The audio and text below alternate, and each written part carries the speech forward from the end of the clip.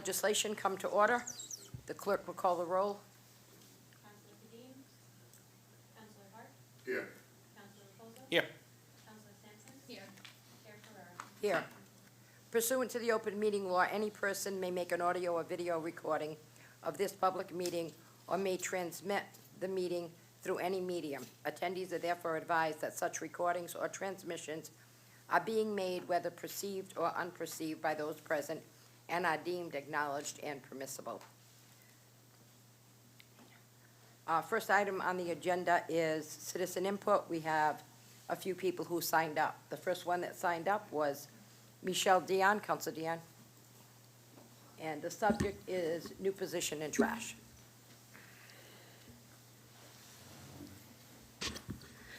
Good evening. I want to make it perfectly clear, I am not here as a city councilor. I am here as a resident and a taxpayer. And all my comments are, will be presented as such. So the first thing I'd like to discuss is the new position. I feel like the new position, though it has a wonderful description, basically is an assistant to the CFO. And if that is the case, that's what we should call it, an assistant to the CFO. I don't really see how anybody can cover as much territory as this person is going to be expected to cover. I want to pass this out. This is the responsibilities and duties of a purchasing agent.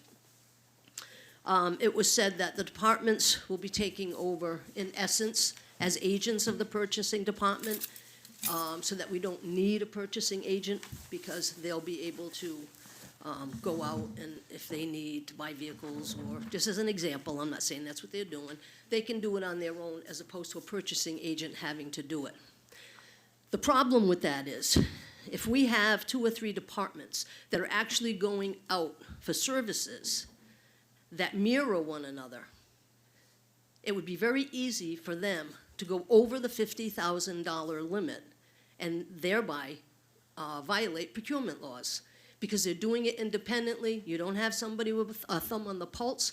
You don't have one person who's listening to the needs and can say, wait a minute, nope, we better do an RFP for that because you people collectively are going to exceed the limit.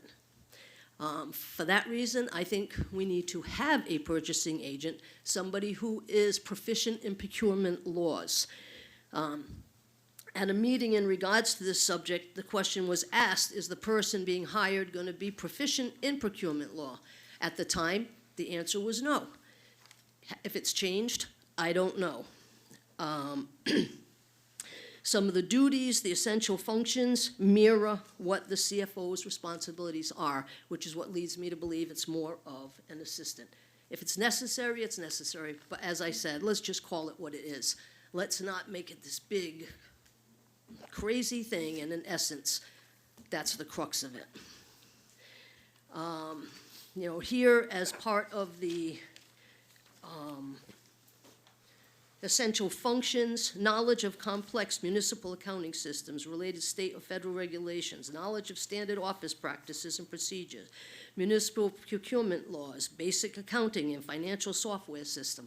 To me, that's relevant to somebody that's going to work in the financial department and assist the CFO. So I'm not going to go crazy on this, just my opinion, my thoughts, and hopefully you can do something with that. Next, I'm going to get into trash. So it was asked years ago. I have December 14th, 2021, at a meeting of the City Council Committee, a meeting on ordinance and legislation. A discussion was held regarding a resolution pertaining to trash collection and cart program. On a motion made and seconded, it was requested that an ordinance be drafted for the committee's consideration that would assist with the ceasing of trash and recycling pickup at businesses and with the establishment of a cart program. That never happened. I feel that not only does that ordinance need clarification, it needs strengthening, and I will tell you why.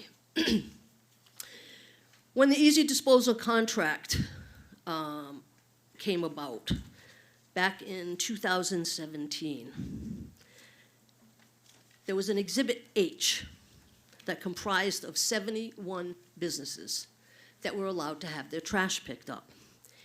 Even though ordinance clearly states any dwelling, house, building, or other structure designed or used either wholly or in part for private residential purposes, whether inhabited or temporarily or continuously uninhabited or vacant, and shall include any yard, grounds, walk, driveway, porch, steps, vestibule, or mailbox belonging or pertinent to such dwelling, house, building, or other structure. Clearly, the ordinance was designed for residential trash, not business trash. So when the former mayor put Exhibit H in this contract, he clearly violated city ordinance. Never should have allowed businesses.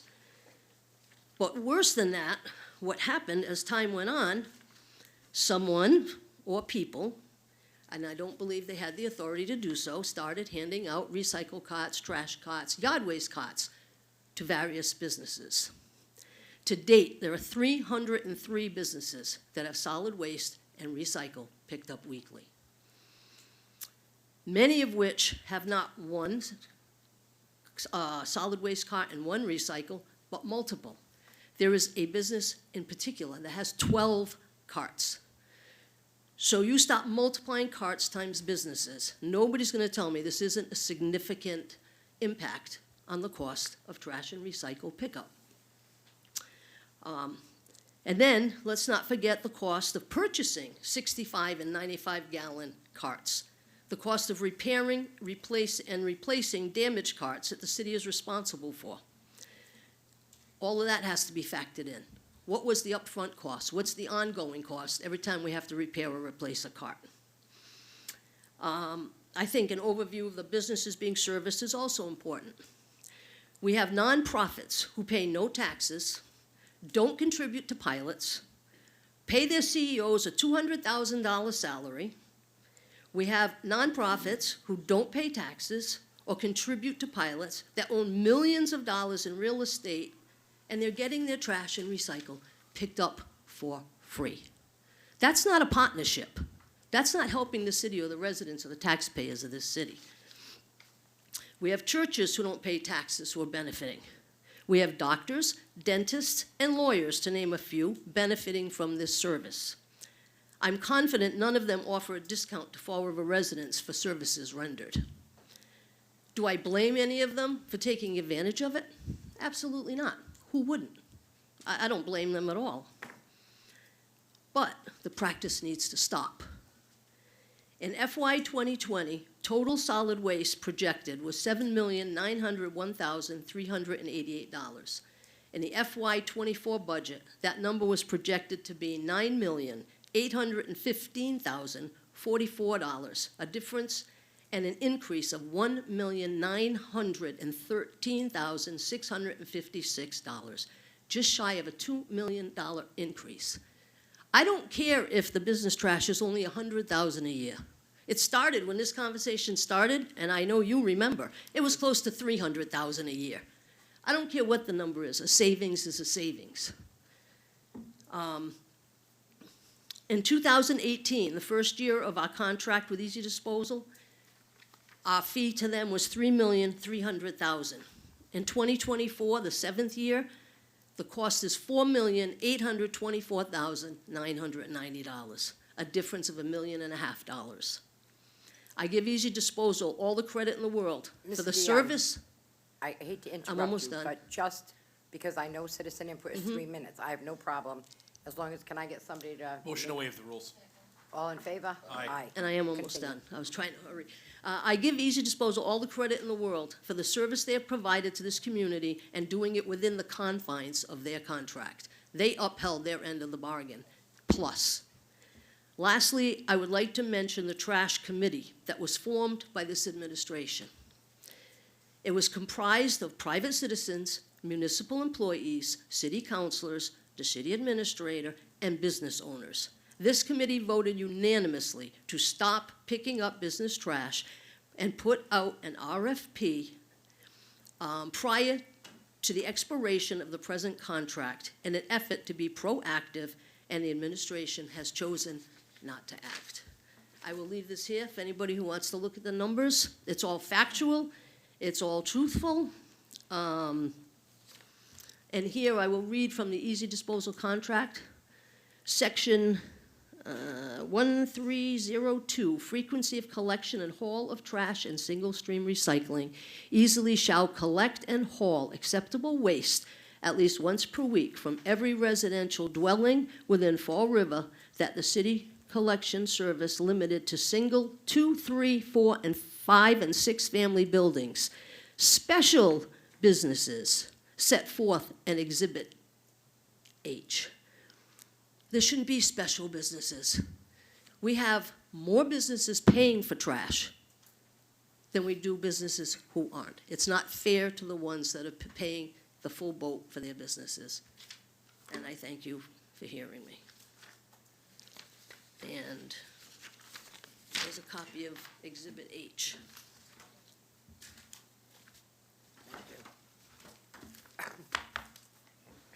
The next individuals that signed up for citizen input is Sandy and Dave Dennis, and the subject matter is Anawan Street.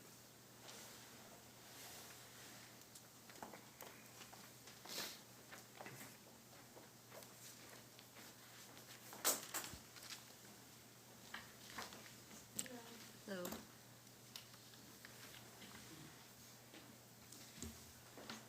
Thanks.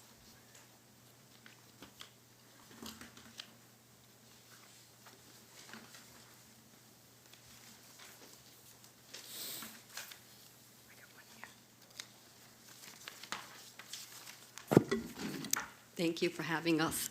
My name is Sandy Dennis. I live at 132 Highland Avenue, Fall River, Mass. I represent Creative Arts Network. We're the managing entity for the Waterfront Cultural District in Fall River. And we are here today to talk about the Anawan Street becoming a one-way. We've had several meetings with the district, and at almost every meeting it comes up to make Anawan a one-way street because of the safety issues.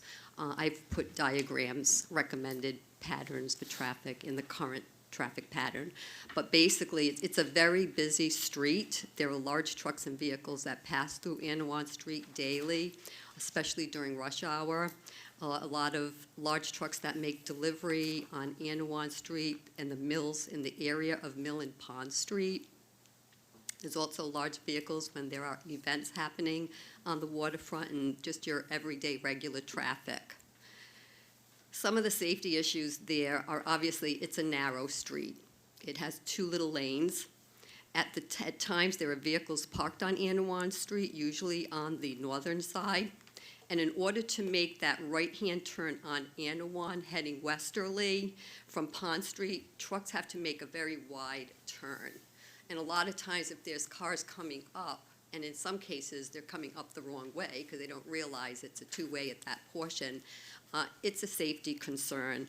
Also, when the large trucks have to leave Pond Street, they often drive over the curb, over the sidewalks, hit the signs, the sign gets knocked down, has to be replaced. When the vehicles leave Pond Street to make that left-hand turn, the visibility is awful. I mean, we've done it several times. It is really hard to see the cars actually coming easterly up Anawan Street if you've ever gone from Pond and making that turn. Having 2-way traffic on half the street is very confusing for people, and it does cause accidents.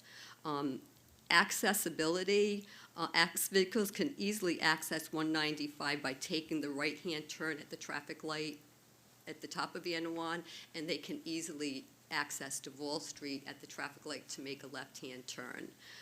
So we have mill owners. I mean, Pat Todd owns the Anawan Mills. The manager of the adjacent mill has expressed their concerns of making Anawan a one-way street.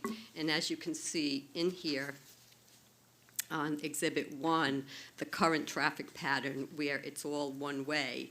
But then on Exhibit 2, it shows the I transposed those. Exhibit 2 is the current traffic pattern. Exhibit 1 is the recommended traffic pattern that we'd like to see over there. So we strongly advocate to make Anawan a one-way street. It'll be a lot less confusing and cause a lot less damage and potential accidents. Do you have anything? Thank you. Thank you. Mr. Dennis, do you have anything to add? Dave Dennis, 132 Highland Avenue. No, I think, I think Sandra's correct. It is a safety issue. It's been expressed multiple times at the meetings, the waterfront district meetings. Problem, again, is, like they said, you come out of Mill Street, you try to take a right. A lot of people think it's a one-way. It's not. The trucks going over the curb, hitting, brushing against the telephone poles, brushing against the signs. It's not going to interfere with any of the businesses down there. It's just going to provide parking on both sides going the same way and traffic going one way up Anawan Street, which is, I think, really what it should have been in the first place. I don't know why they made half the street, a one-way and then the other half of the street a two-way. It just didn't seem too logical to me, but nevertheless, that's what the state did. But I think it has created a lot of issues. It comes up frequently. Again, it's not going to interrupt any of the businesses down there. It's just going to make it safer. You'll have less accidents and less traffic issues down there. So I would hope that the ordinance committee would recommend that the street be a one-way heading east and not half and half. Thank you very much. You're welcome. Thank you. Item number 2 on the agenda are the minutes of the October 24th, 2023. Motion to approve. Is there a second? All in favor? Aye. Item number 3, proposed ordinance on traffic for handicap parking. I know that Stephanie MacArthur is here. If you want to come down, Stephanie. For those that don't know, Stephanie is our new traffic director. I'm sure there's another fancy title for it, but welcome to our meeting. So the proposed is Alden Street, Buffington, East Main, Hunter, London, Mason, Middle, Robeson, and Whipple Street. Motion emergency preamble. Second. All in favor of the emergency preamble, we need a roll call. Counselor Kadim? Yes. Counselor Hart? Yes. Counselor Reposo? Yes. Counselor Sampson? Yes. Chair Ferraro? Yes. Item number 4 is the proposed ordinance. Motion to pass through all readings. Second. Ordination. There's a second, all in favor? Aye. I thought we just did that. No, it's just We didn't. emergency preamble. Item number 4 is miscellaneous traffic, stop intersection Branch Street eastbound to John Street and West Street southbound to Prober Lane. Section 2, it's a one-way street, Anawan Street easterly from Water Street to Pond, and Branch Street easterly from Second Street to John Street. Section 3, prohibited parking at all times, Whipple Street west, 125 feet south of Morgan for a distance of 54 feet southerly. Section 4, parking prohibited during certain hours, that's on French Street, south, 43 feet west of Highland Avenue for a distance of 20 feet from 7 a.m. to 4 p.m. Monday through Friday. And Section 5 is handicap parking removals. They'll be removed on 9th Street, Anawan Street, Bank Street, Bay Street, Franklin Street, Fulton Street, Jefferson Street, John Street, Maria Street, Montop Street, Pierce Street, Robeson Street, Stetson Street, Swindell, and Tecumseh. Motion to And pass through first reading. recommended to pass through. Motion so made. There a second? Second. All in favor? Aye. Item number 5, it's all-night parking of commercial vehicles. We want to have some discussion on that. Motion to pass through first reading. Second. Motion to pass through first reading. Second. Second, all in favor? I have a question. Aye. Do you have a question? I do. And Sure. since you're here. Yeah, of course. So, a few things. So, you're changing it to the authority to the section to be police officers and parking control officers. Mm-hmm. And now it's gonna be moved to 5 o'clock. Correct. So when do your parking control officers work?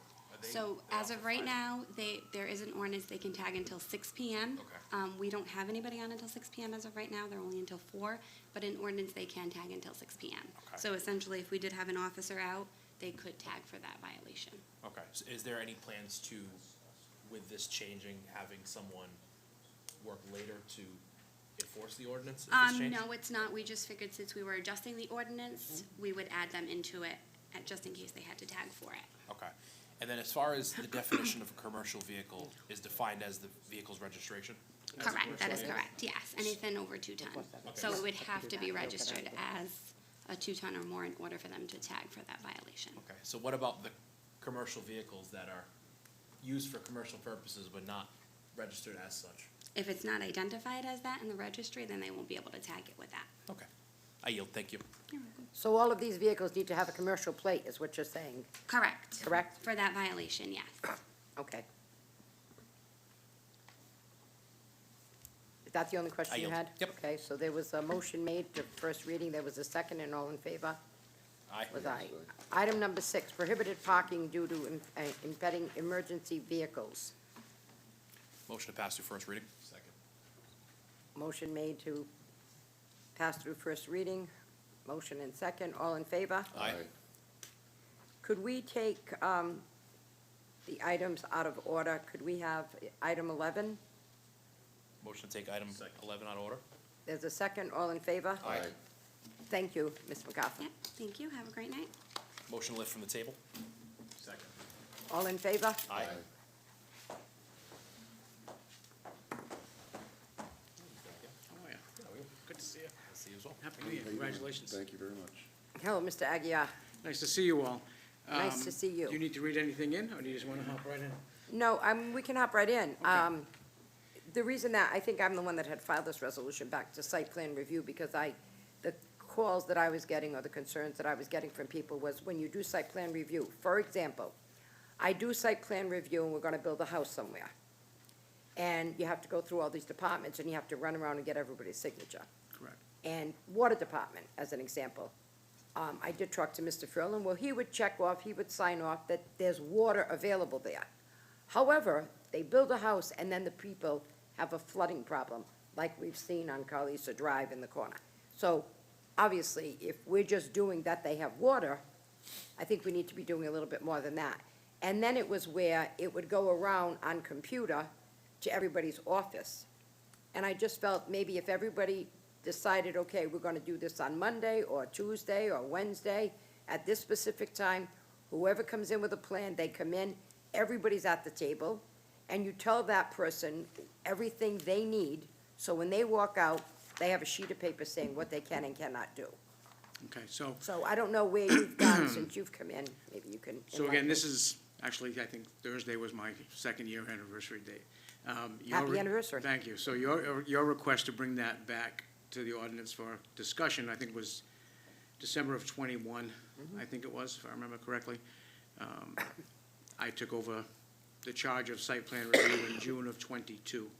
Since that time, I think we have made drastic improvements of how site plan review is handled for both small projects like a single-family home and very large projects, 1 million-square-foot buildings on Innovation Way in the industrial park. So every different type of project requires a different amount of attention. The way the ordinance was originally written is within 14 days of submission, the site plan review committee has to provide response to the overseer of site plan review, which was intended to be the building inspector. It never worked that way. It always ran through the planning department formally.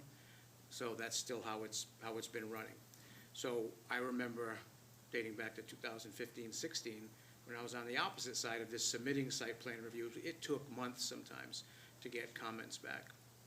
I think since we've been able to implement some change in staying on top of these things, we've been sticking pretty close to the 14 days for comment response.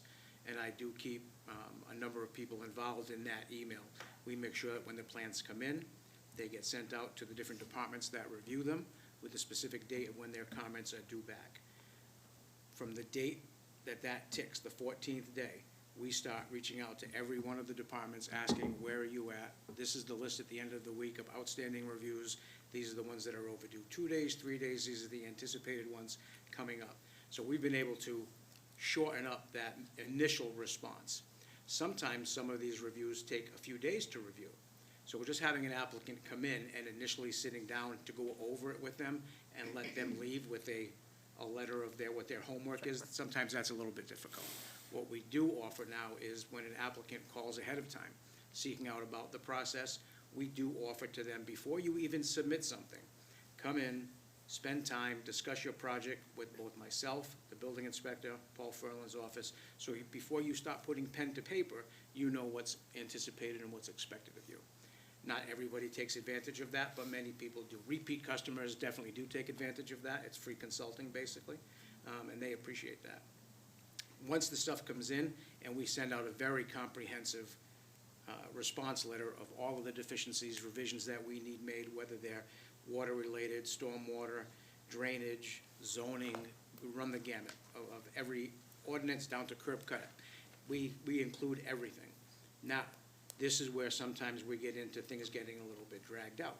That initial review letter goes out to the consultant and the owner of the property, and then we now sit and wait for the engineering consultant to respond.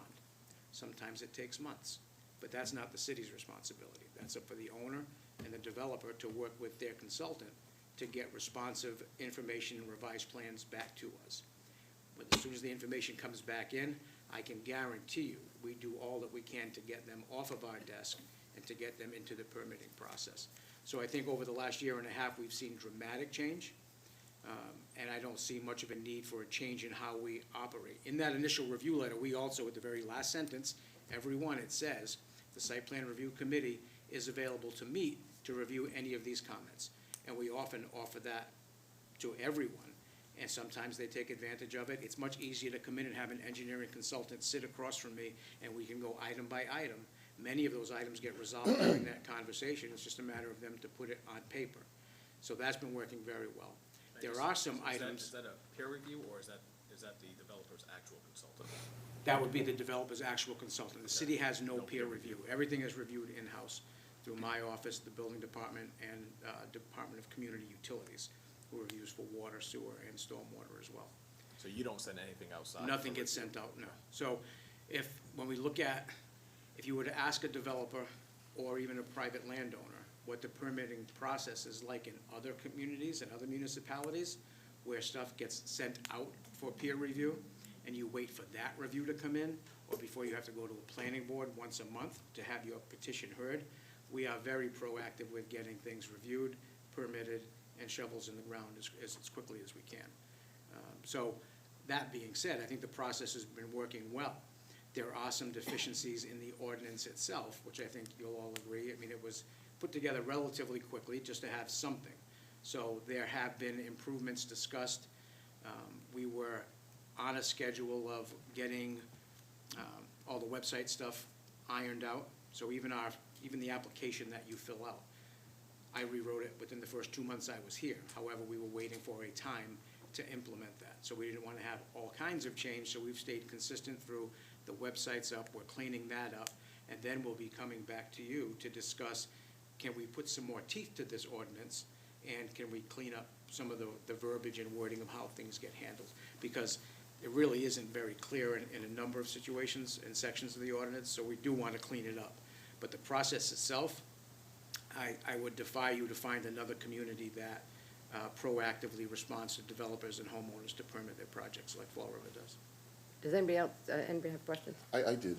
So Dan, so when Councilor Kadim mentioned the peer review, and it goes outside Yep. of the municipal's office, like yours, Yep. your office, does that, by you not doing that, it saves time for Absolutely, Okay. time and money. peer review? Now, what is, Peer review would be, you would have to hire a third-party Okay. engineering consultant to review the project, Okay. and then they report back to the so municipality. other municipalities do that and we do not? Yeah, just Okay. about everyone, yeah. I'm pretty sure Seacon does. Right. He's being nice. No, and it was great, even when I was on the consulting side, that we weren't handcuffed by that with the city even back then. But things did drag out dramatically. I was often calling, where's my review, where's my review? Before you got there, did the city send? No. No, they didn't, No. they didn't, No. okay. Yeah. Right, and some of the problem was changes in personnel, multiple parties looking at it. The way that the system works now is I review it for 3 different agencies. So that's now taken 3 bodies out of that process. I'm not waiting for the conservation agent to send me back his review, or the planner to send me back his review, or the engineer to send me back their review. That has now become so consolidated that we're able to respond to applicants immediately. Okay, and this got brought up, this is your resolution, Counselor? Yeah, from 2020. Okay, so now it's what, we just wanted him here to make sure that all parties are meeting, Well, to clear that to up. make, Is I that- did want that all parties are meeting, but, you know, for example, Counselor Hart, we'll get an emergency for a street that is less than 5 years, that it's been paved, you know, less than 5 years. But they've already given a permit for somebody to build a house there. So now the house is built. Yeah, no. What are you gonna do? Yeah. Well, so what happens is, and we're very sure to do this, in the site plan review approval letter, that is often conditional. And there are many different things, there are other permitting authorities and approvals that developers or homeowners need to build their project, right? Site plan review is limited to utilities and drainage, because that's what started it, and some of the zoning stuff. Often, we'll go through site plan review and we'll say, okay, everything, you're good here, you need to get a zoning variance for this. You need to get a curb cut from the city council because you're in excess of 16 feet. So there are a number of other items that they need to go follow up with in other offices within the city of Fall River. Curb openings is one of them. Street openings is another. I can't tell them that their plan doesn't comply. I can just tell them with, if you don't want to wait 3 years for the street to be able to be opened, the process is that you need to go to the city council and get that approval. However, they should come to the city council and get that approved before they start building. Well, Because after it's built, what are we gonna do? Say, no, you built a house, but we're not gonna let you well, no, open no, up no. the street? And the way that it's written is they do not get a building permit until they've provided and answered the rest of these conditions.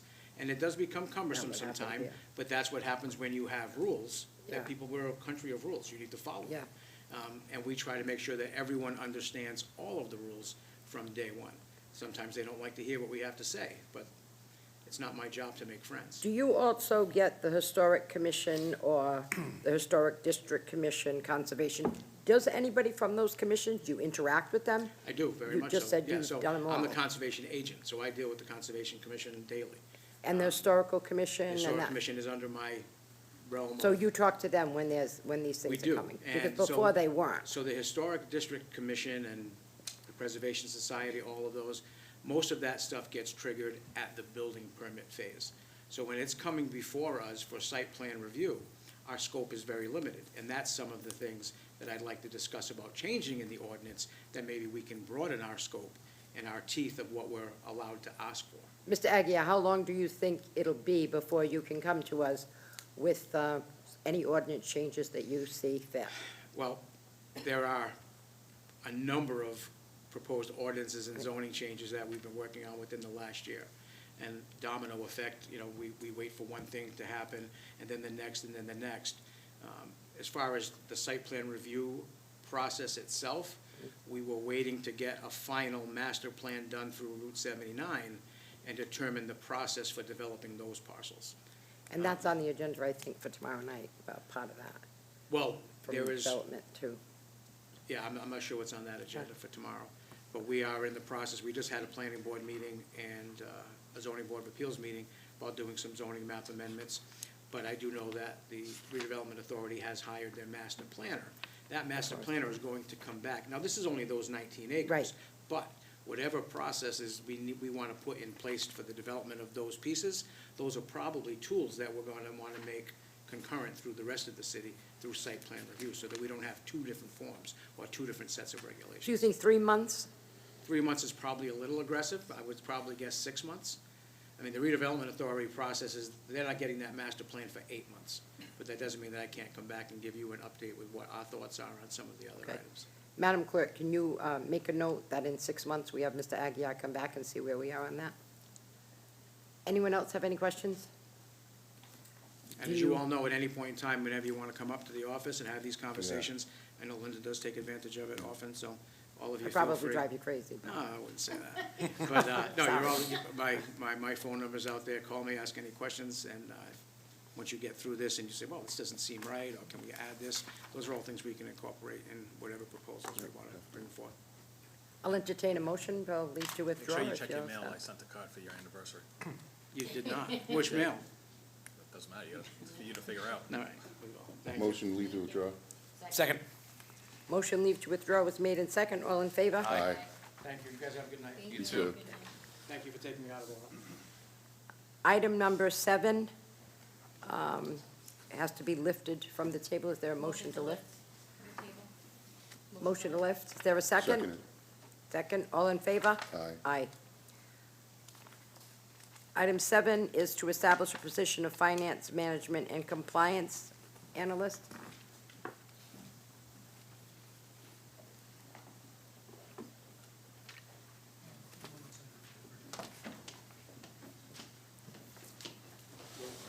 Aye. Just so we all know who everybody is, if you could just state your name and, Cedric Souza, City Auditor. Bridget Allen, Director of Financial Services. okay. Madam Vice President, could you just remind, what was the reason for the table again? Was there a specific reasons, or was it just more discussion? I thought it was for more discussion back then. It was tabled in October. No, yeah, I just don't recall if there were specifics. Sometimes we table items for a specific reason, so if there were specific items, I just Was want to there make sure we specific? address those. Lauren? Give me 1 second, I'm just pulling the minutes. She's so good with the computer, she knocks everything down. We're blessed to have you. I want to say some of the reasons were that they had left other positions in the, The budget. in the budget. And the ordinance, right, yeah. And the ordinance, yeah, and were taken out, and have requested that they go back to the table and remove them, if I'm correct. So, Laura can pull that up definitely. What was the date? Not August, right? It was in October 24. Yeah, 10, 24. 24.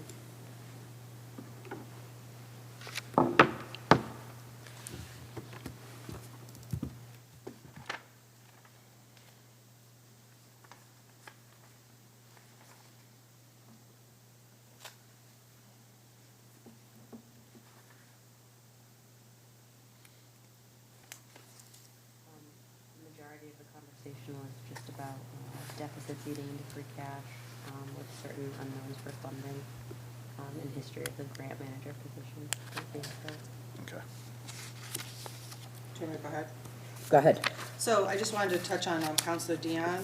I do agree with her. There's a lot of work that's too much across what we have right now in finance. And we want to be able to do a better job to be able to answer questions to counselors, questions to all of our stakeholders. We feel this position is important, and so we have agreed, and we said this the last time, that the assistant auditor position, we would not fund that position. But this position is really important to help us make better informed decisions that are data-driven. It'll help us increase our transparency.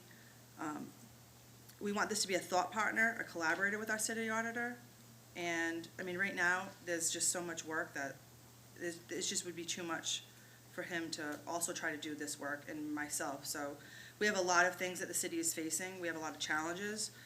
We want this, it's really important to be able to exist in the examination and components of the budget, think critically outside the box, and we want to help provide additional transparency. We've got research, we've got so many things like trash what we need to research, how we're paying for that, all the different expenditures that are involved in that. We've got Diamond, we have pension restrictions, we have all these new economic indicators that are happening right now. And we have a lot of expenditure pressures.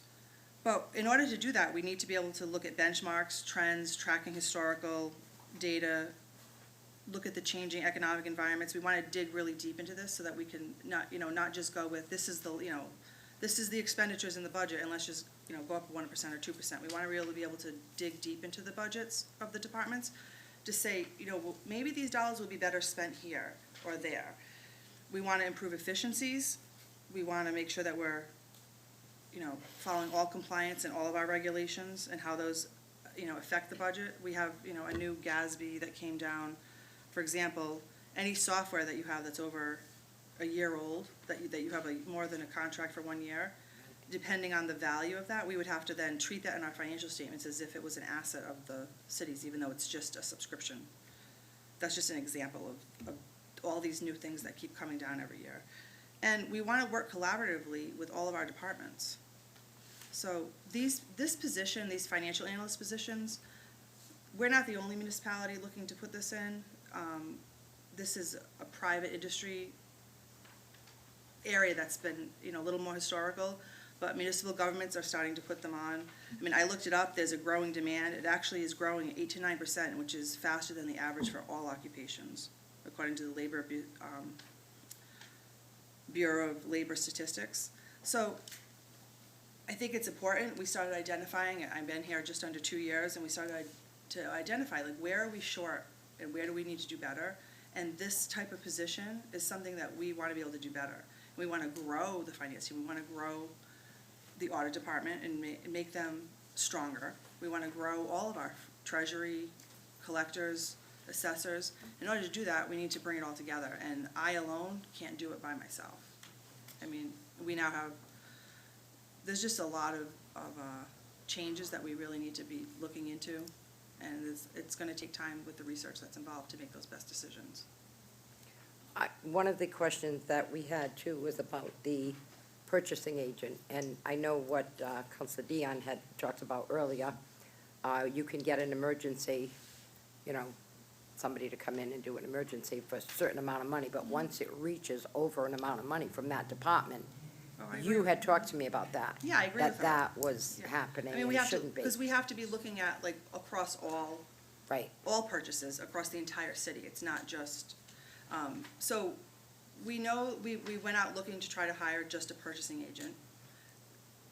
I mean, as you know, it's hard to fill positions everywhere across the city, but some of these, so we've been doing, kind of throwing around, like, outside the box of, like, how can we fulfill this? And we haven't finalized the plan, but we're coming closer to finalizing the plan so that we're in compliance and following all of that. Thank you. Councilor Sampson? So I have a couple of questions. My issues prior are still some concerns that I have today. So what are the 2 slots that you're taking them out of the budget, you're not taking out of the budget, we're not getting rid of them? What are those 2 positions? So assistant auditor Okay. and purchasing agent, we're not going to fill as a full purchasing agent. We're looking at a hybrid, where we would have someone overseeing that, but then also filling in with a lower level person to help take some of the responsibilities off that person. So these 2 semi-big positions, we're not getting rid of them, we're just gonna not fill them right now. So then we're going to, if we agreed on it, create another position, but then what you're saying and what I'm hearing is that you're very busy. You can't do this alone. He's very busy, your department is very busy, you need to bring on another person. But we're gonna get rid of 2 people to get 1 person. I'm afraid that 1 person taking on these roles, and then assisting you, what it looks like. So it almost looks like, to me, a 3-person job, to be here, and then down the road, we're gonna go and then possibly need to fill those other positions when I feel like we're not being honest with the citizens by saying, well, we're not gonna fill them, we don't need to fill them right now, we could fill them down. And I think I've been pretty honest with my stance on this, and I don't think it's changed at this point. I'm not hearing anything, it's the same. I get it. If we said, I would feel more comfortable saying to the public, hey, listen, we need 3 positions filled, this is what we need, but I feel like it's almost like a backdoor type of, we could need 3, we only need 1, but it sounds like a lot of work. It sounds like you're very busy up there, there's a lot of work that needs to be done, and I just can't understand or fathom how just 1 person is gonna do the work of 2 people, plus we're gonna add in this management of grants. It just doesn't seem feasible to me. I feel like we're gonna need to fill those positions in 6 months, a year anyway, and people are gonna say, oh, well, that's nice, they created another 6-figure job for someone, and they were not completely honest. So, that's how I feel about that. With that, I'll yield to my colleagues if they have any. Can I address that? You can. Absolutely. So we're not looking to have this person become like the be-all, end-all of all of those things. We have, they're not gonna be handling taking over purchasing completely. We've been working through that. So this person will help oversee some of those roles, be a backup to the city auditor, work collaboratively with. But to find we talked about this, to hire an assistant auditor, we would be looking at hiring somebody probably right out of school. The way the finance team has transformed over the last few years and the level of experience that we have right now, would not be in the city's best interest to hire somebody to get somebody else with no experience. So bringing on somebody else that has some significant experience in strategy and research is what's in the city's best interest. I'm not trying to backdoor anything.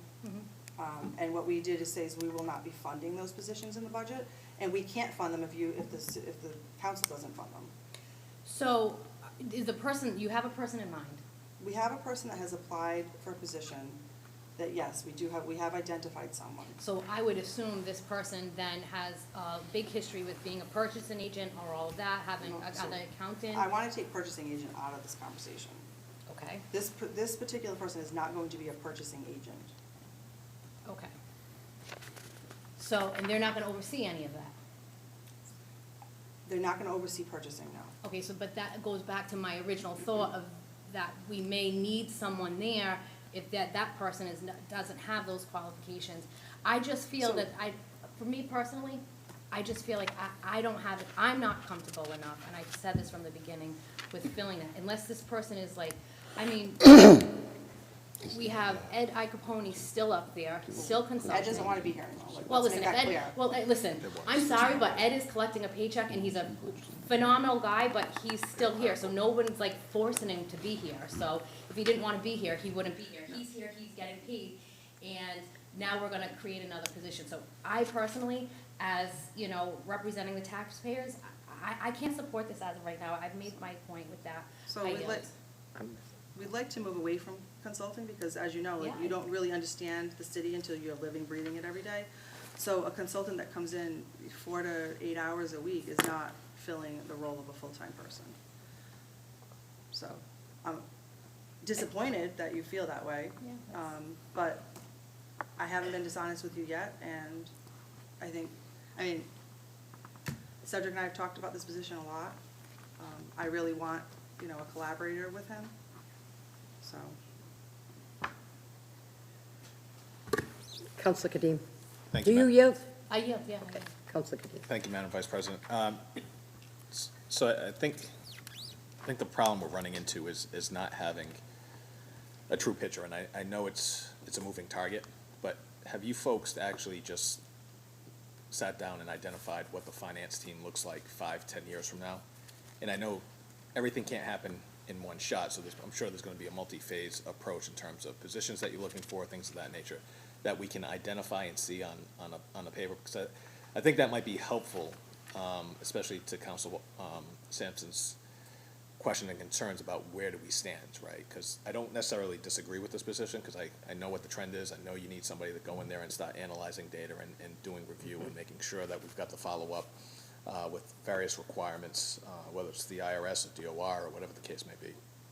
But I think the concern comes, when we come down from positions, we hear one thing, and as it's a moving target, maybe 6 months or a year later, it's changing, and we're hearing something slightly different. So just really trying to get that long-term plan and vision of what the finance department looks like, and then have the discussion, this is how this is gonna fit in there. I will say, I agree with you, in terms of purchasing, I've got the same concern that we have. Without having a certified purchasing agent, we're not supposed to be doing RFPs, things of that nature, and, the city has, in the past, run into issues where everything was so isolated with the various departments that we were violating procurement, right, which is unfortunate, but that in itself is a different conversation, and I would agree with you that we would also need to know what that purchasing department looks like. So I think I hear what you're saying in terms of potentially bringing in a department head who would serve as a purchasing agent, but not necessarily be just doing purchasing on a full-time basis, but also performing other either financial tasks or any other special projects that the administration identifies or that you identify from the finance team. Do you have that roadmap or a snapshot in terms of what the team looks like? Yes. So right now, I feel like this is a strong 5-year plan. As you know, the positions of city auditor and assistant city auditor, that's an old school term.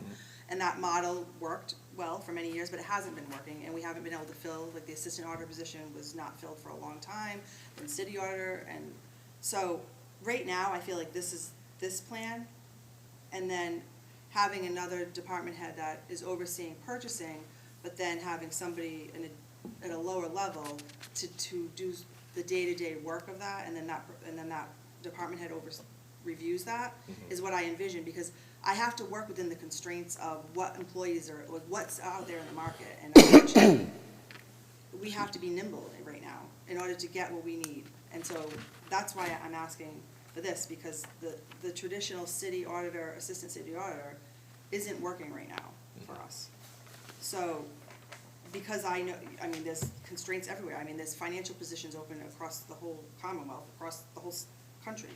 So we identified this, we know this work needs to be done, and I know purchasing is an issue. I mean, purchasing came under the change in the reorg. I clearly know that it needs to be, so I need somebody that's a little tighter, and we have somebody that is certified, that is helping to oversee that, but they again are taking on a lot of responsibility that we need to help relieve some from them as well.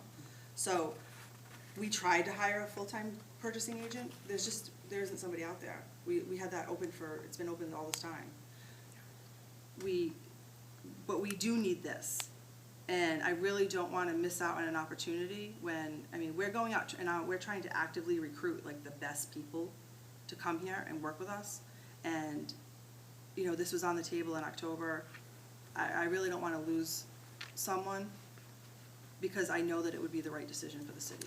Yeah, and I recognize that, but I think, and I'm not suggesting that we want to lose the individual, but I think from the standpoint, the council needs to not be focused on who you may or may not have, but the position itself, and does it make the most sense for the city, right? And I think that's what you're presenting to us, right? Is that that's what's coming forward?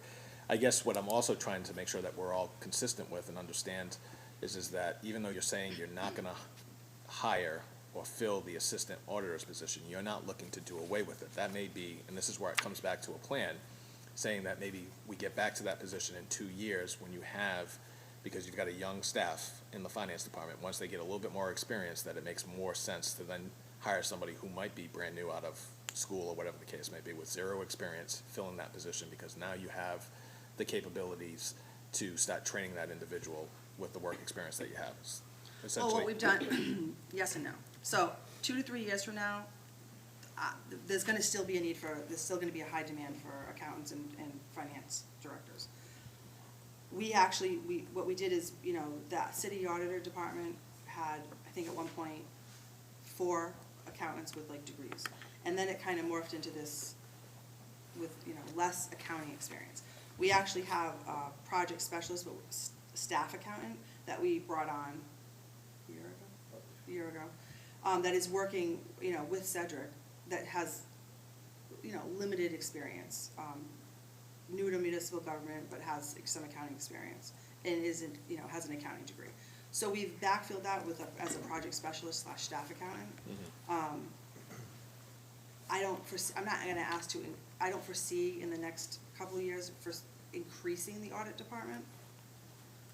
But 5 or 6 years, when the landscape changes, I don't know, I mean, I have no idea what's gonna bring in 5 or 6 years. No, so I guess that's what I'm looking for, right, is to figure out, and again, I understand that it's still a living, breathing document in terms of the strategic plan, and we've got to make adjustments and pivot as the industry tells us we need to do, and all the requirements that come down from either the federal government or the state, in terms of reporting requirements. I understand that, but I just really trying to look at, in a perfect world, money not being an issue, the perfect finance team looks like X, Y, and Z, right? So, Wow. If No. money was no issue, then No. we'd have a conversation. no, but I think that's important, right? Because if we don't know that, then we don't know what we're really striving for, right? Because then at that point, I prefer to tell me, what's the perfect finance team look like, right? And then come back to us and tell us, this is the perfect finance team, this is what we're looking. And potentially, if we can get there in 10 years, we would like to get there, but, phase 1 is, this is what we need as the benchmark, right, as a minimum. Which And is then- this. Right, and then the second tier, third tier, and that's where we're gonna go. Yeah. But at least we know what it is that you're looking for, so that when we're coming back and forth, or you're coming back to us looking for additional positions, we can say, yes, that fits into the model that you told us was the perfect, finance team. And then if it differs, why does it differ? And it could be just because of the, industry standards have changed and we've got different requirements and needs. But the council will at least have documentation to say, okay, that makes sense to us. If we all buy into, and listen, there's 9 of us, we may not all buy into your perfect finance team, but I think if you can give us that picture and that narrative as to what that looks like, I think that's gonna help the discussion here, in terms of moving this position forward. Because I fully support this. I understand that's where the industry is going, but I also have, the experience of working in a municipality, day in and day out. So And I you know- were I part know- of growing this team. Right, and I know the challenges that come with it, but, it's hard to expect, counselors that do not live and breathe this every single day to truly understand what's needed and what the real stress and, challenges are with the finance departments. And I don't disagree with you. I think any position that we currently put out there right now that requires any technical, experience or background is gonna be extremely difficult to find. Nobody wants to come into the public sector. Hopefully, we see that changing a little bit if the economy changes a little. But right now, it's hard to find a CFO, it's hard to find an assessor. I mean, I've said this before, consultants are going out there for town administrators, police chiefs, fire chiefs. There are consultants that will not even take an assessor, hiring job. They won't recruit for assessors, especially if they're guaranteeing the hiring of an individual. So, I know of 1 or 2 that are saying we won't even take it. So that just goes to show you that there's not a lot of pool, the candidates are not there, there's no pool to pull from, so, I recognize it, but I think, again, we just need that narrative. Yeah, and so for me, this is like the bottom of this is what we need, like, right now to satisfy this. I'm not asking to increase FTEs in the department, so I'm not asking to increase, Any full-time. ideally, I mean, if you look at other cities our size, I mean, where our finance team is like half the size, if not even less. I mean, you look at New Bedford, you look at all Springfield, you look at all the other cities. So we're doing a lot with a very little, a lot. So I'm just saying, we need this so that we can help do better, instead of, I don't wanna just be putting out fires or, the crying baby and like, let's survive, What I wanna do is I want us to be able to be proactive, and we can't be proactive right now. And we have, we've got a lot of things coming down the budget over the next couple of years. Yeah. That, I'm telling you that in my expert opinion, I've been doing this about 30 years, that this is the bare minimum that we need. And I had already written this role prior to, even prior to Cedric being promoted. I was starting to talk to administration about this. So can you put it pen to paper just on that, so we have that, so we have a copy, so that we can, So you mean like what my ideal With the team. future would look like? Yeah. Yeah. because to me, I really do think it's gonna help sell. I don't think I'm gonna ever get it.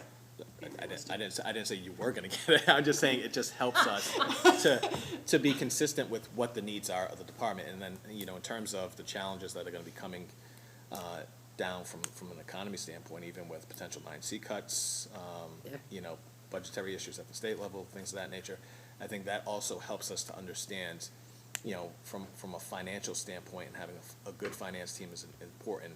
What's the minimum, making sure that we're not having those cuts, because you're gonna have a lot of potentially, competing, cuts in some very strong departments that are actually needed, right? So you gotta be able to balance those cuts. So I think something like that helps us if we have that documentation. But it also, because what you're talking about is why I need this position. I yield. So, Council Katim, are you saying, we can vote on this, but in the future to bring that Yeah. up to us? I don't know, I don't know what the will of the committee is. I'd be willing to table it just to get that documentation and just let's have another meeting. Because I don't know what the vote, I'm trying to count the votes, and I don't know that I can count the votes on this, even if it gets out of committee at full council, I guess. I wanna see this pass, right? And I think if we have that, even if it's just a flow chart, I'm not looking for anything, expansive with a huge narrative, but this is what we're looking for, and I think that's gonna help tell a story and potentially change some people's minds. Would you be able to put together a flow chart for the I meeting would. tomorrow if this I is am. passed and councils can get a copy of that? I am. We were fortunate enough to have somebody that have lied to the city. So again, like, I hate, I mean, I've already lost out on other candidates for different positions. I understand what you're saying, and I can do that, but knowing that I'm not gonna get that, like, for Listen, this budget, I guess what I'll say is I'll support this. I don't know what happens here, and then if it gets passed here, what happens at the council, full council, right? So what I don't wanna see happen is at the full council, it gets shut down, and then you've got a candidate who's gonna be like, okay, there's no support. Where if we have a piece of paper that's really kind of telling us a narrative that there might be more support for it, and then you get what you're looking for. So I'm just trying to find that balance in terms of, can you hold off 2 weeks, get us something? I mean, I don't know how quickly you can turn around for another meeting, but, and I don't know that that's gonna change anybody's. I mean, yeah, I understand what you're, and I would love to be able to, you know, have a carte blanche to give us everything we need, but that's not gonna, I know financially, because I do the budget, Yeah. it's not gonna work. Hey, All right, you yield. Counselor Sampson had her hand up, but Counselor Hart hasn't spoken yet. Counselor Hart? Thank you, Madam Vice President. So in the second paragraph here, you put down that you budgeted the purchasing agent and assistant auditor's positions in FY '24, but that's, now you're not going to fill those So we're not gonna fill the assistant. because of this particular finance management compliance analyst? We actually did change the name a little bit, but, yes, I'm not gonna fill the assistant auditor position. need that. The purchasing agent position, we're going to fill that not, in a slightly different way, that we haven't, administration we haven't finalized all the details about that, so I'm not ready to bring that completely to you. But what I'm telling you is I'm not increasing the FTEs, and I have the funds within those two positions. So again, couldn't fill the position, we didn't, you know, we had Couldn't fill the purchasing agent? purchasing agent, you know, we had, Cedric's been great and he's learning a lot, you know, he's young to us. So we had to be nimble and we have to be creative, and I guess I understand what Councilor Kadim is asking for. I'm asking for the full council to be able to support us, to say, we were creative, we wanna do what's best for the city.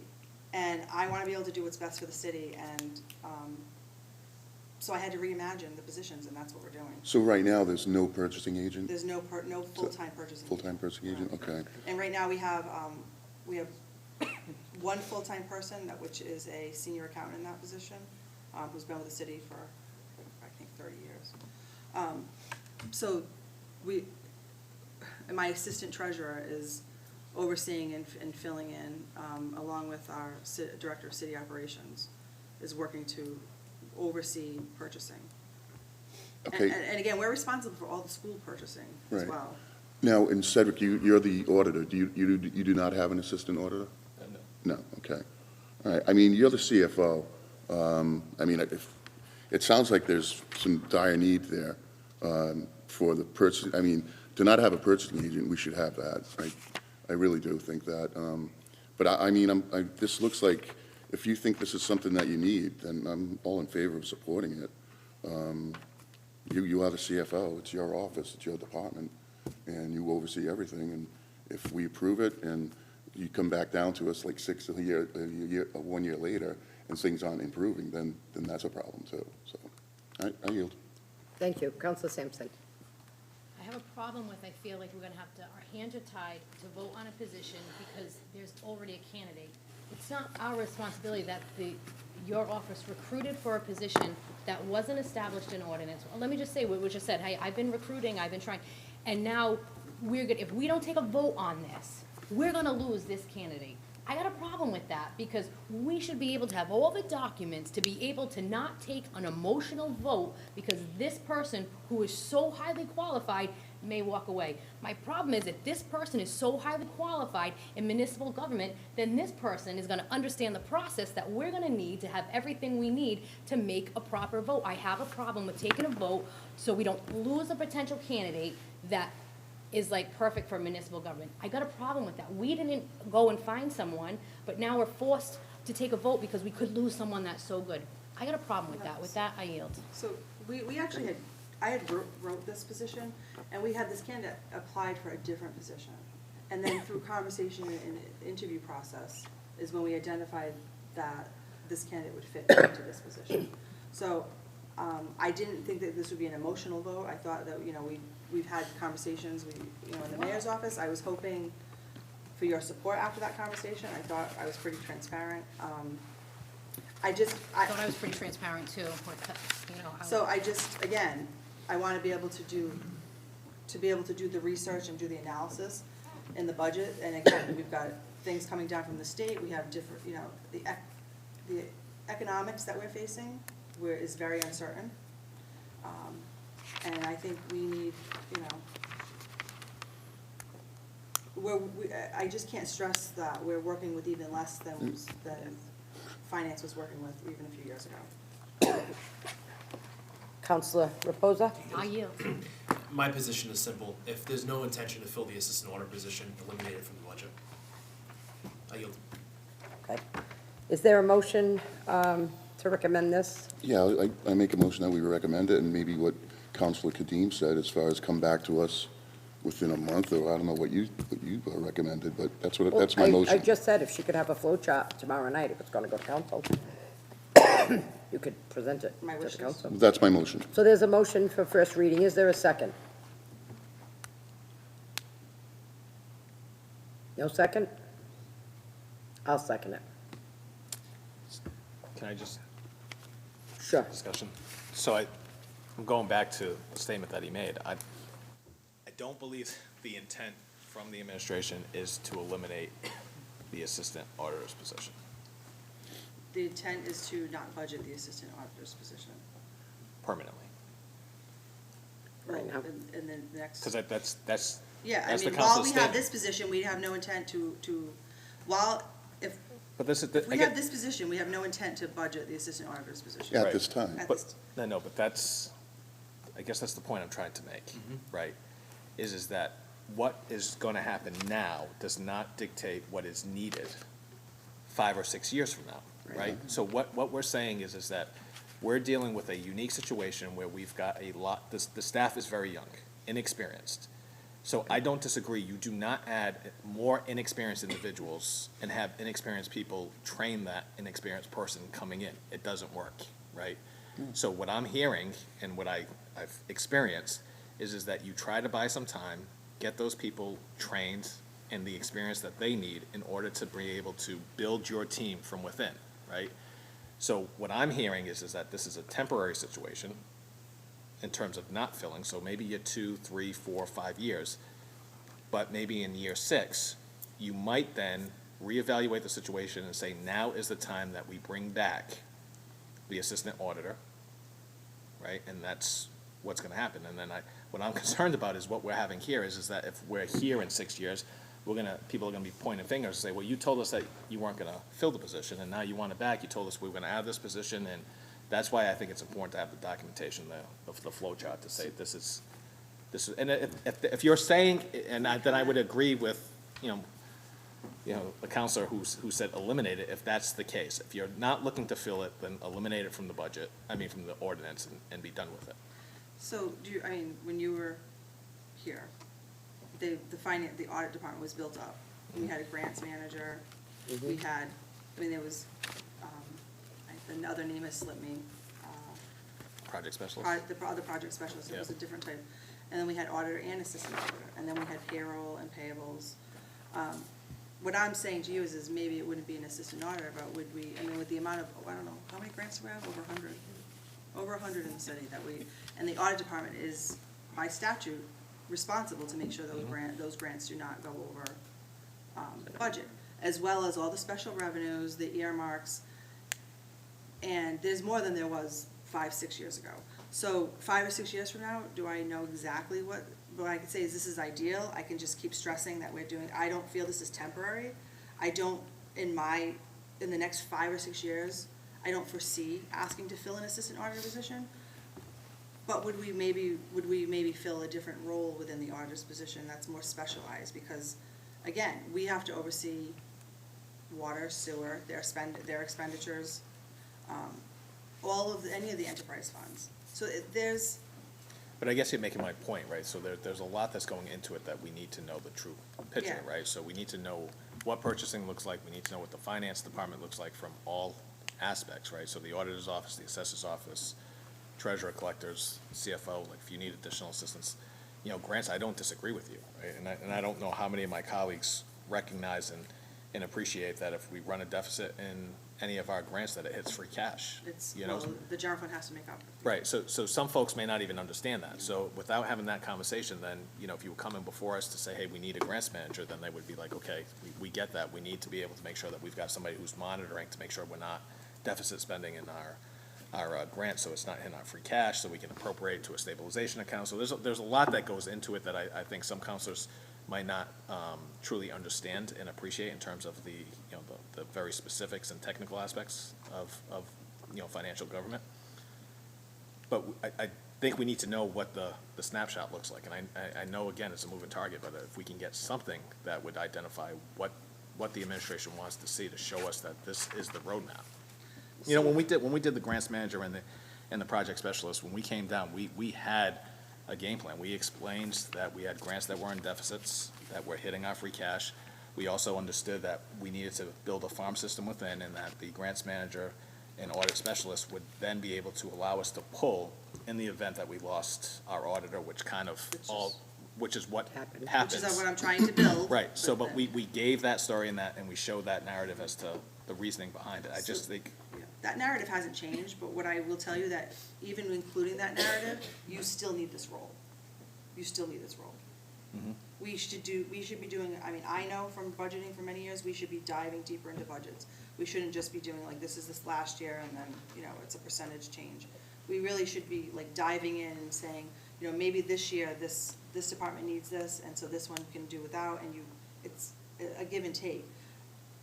None of that can happen without having, someone that this is their focus is on, research and analysis and strategy.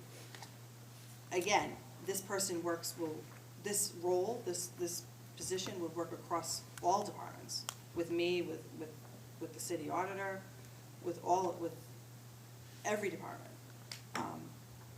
And exactly what you're saying is I am trying to build like succession planning, and when I walked into this, we were pretty bare bones. so I'll make a motion, because I'm, again, number one, I support this position, I understand what's going on, but I do think we need a narrative, so, There's a motion in a second. no, it failed. There's Oh, a you motion. made the vote. second, you made the second, I'm But sorry. you know, She hadn't made but- the second. I made the second. Yeah. But what I've got to say is that this came in October. We're towards the End of January. end of January. If we wait again, I can't guarantee that there'll be another ordinance committee meeting, depending on when people can come in, within 2 weeks to bring it again. So then, are we giving that another month and a half? That's my It's the will of the feelings on it. committee, I don't know. That if it is a situation of wanting a flow chart or whatever, at least put it to first reading. If you want to bring it back or whatever, but at least start doing something with it.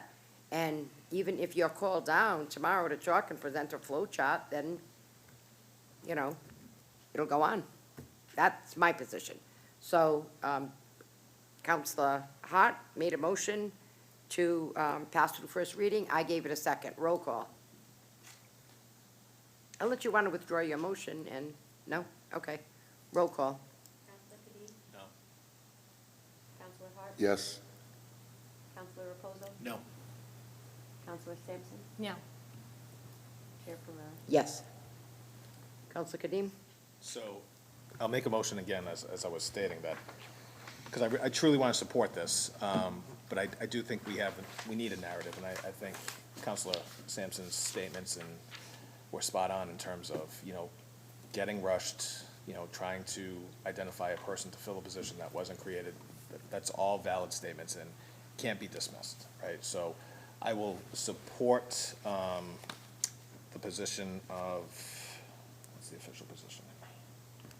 Well, we were actually gonna Financial change it. Management Compliance Analysis. So, establishing the position of finance management and compliance analyst for first reading, subject to the finance department submitting its strategic staffing plan for the next, call it 10 years. Second. Roll call. so, hold on. So we're actually approving the position tonight? Okay. Yeah. He's Right, recommending right, right. approval of the commission, of the First reading. position, Right. but pending, and that would be up to the treasurer's department to bring in Yeah. subsequent information, which is fine. So I just want, so last time we were here, we did change the official title to Finance Analysis and Compliance Manager. Right. I Isn't don't that know. what's on here? That's what's on the agenda. I was trying to No, it figure was, out what the agenda was the old, original name of the position, but we had changed it when we were down at the table last time. so what's the What do we official? change it to? Finance Analysis and Compliance Manager. Okay, so do you want to So- amend that motion? So amend it and just correct the title. That's, Okay, there was a motion to amend. Is there a second? Second. All in favor? Aye. So it's amended. Finance Analysis and That was Compliance my motion Manager. before. no, because I Ten, requesting it, okay. because they were just gonna bring it down if they wanted to. Yeah, So that's our first, we had a motion Subject to to. having yeah, that. right. First reading contingent on the thing. You want to do a roll call? Okay. Counselor Kadim? Yes. Counselor Hart? Yes, Counselor Reposo? Yes. Counselor Sampson? Yes. Chair Pereira? Yes. So Thank just- you. Can I just ask a Sure. clarifying question? So just so I have Absolutely. my marching orders exactly as, so you'd like an org chart of finance, and what else would you like? So minimum staffing, Yep, minimum staff, and then, ideal. yeah.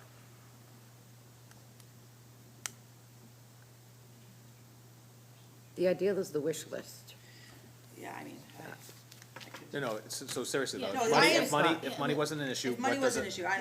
and again, but because I understand that money's an issue, so we, And when I I'm trying to live within the means of Right. what I have.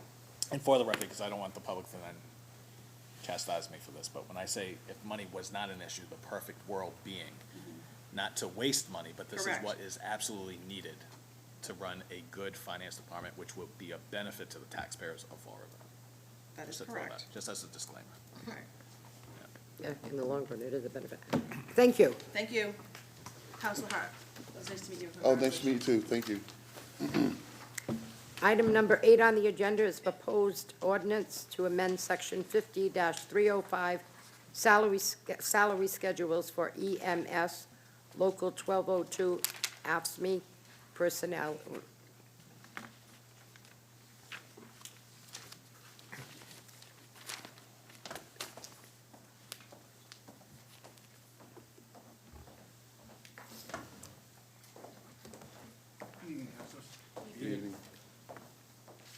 Could you just state your name, just because people matter what? Nick McElhaney, Director of Human Resources. Seth Aiken, City Administrator, good evening. Good evening. So just the intent of this ordinance is, and I may refer to items 8 and 9 at the same time, but right now, there is no place really in ordinance where the chief of EMS is housed. He's listed as a bargaining unit member under EMS Local 1202. So what we're recommending is moving him to a per-contract position, and at the same time, while we're doing this, some language cleanup to update the EMS salary schedules, because they're outdated in ordinance right now. So we figured if we're gonna do this, we'll do it at the same time. And then because we are modifying, or recommending the modifications to the salary schedules for contract personnel, just adding clarifying language for the Office of the Corporation Counsel to just signify that is a full-time corporation counsel, a part-time assistant corporation counsel, and a full-time assistant corporation counsel. Again, I apologize for blending those two, but they go together. Okay. So the first one that we'll take is, Number 8. yep, number 8, proposed ordinance. Motion to pass through first reading. Seconded, All in favor? aye. Aye.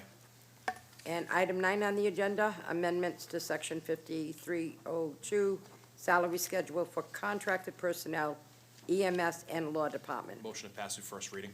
Seconded, All in favor? Aye. Thank you very much. Thank you. Item number 10 on the agenda is panhandling restrictions.